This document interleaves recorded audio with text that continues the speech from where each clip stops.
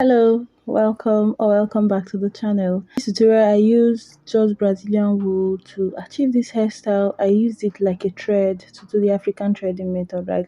I sectioned her whole head into three, um just into the side, the middle and the other side.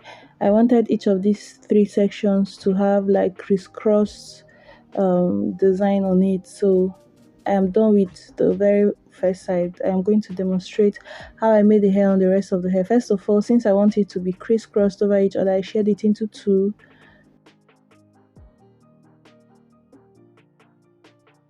and then created boxes all over the sections. So I would go from this section I am making now to the second row on the other side, then crisscross just like that.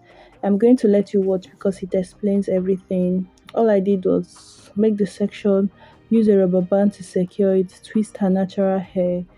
I only twisted her hair so that it will make it more protected when wrapping it. Like every part of her hair will be properly wrapped. It made it easier to be sure that everything was wrapped.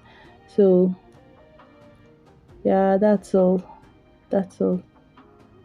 I'm just going to let you watch so that you can see the small details of how you're supposed to attach the previous section to the next section and so on.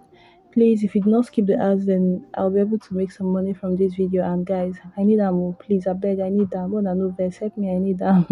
And if you have any question, don't hesitate to leave it in the comment section. I promise you I'll get to it as soon as I see it immediately. And thank you. Let me let you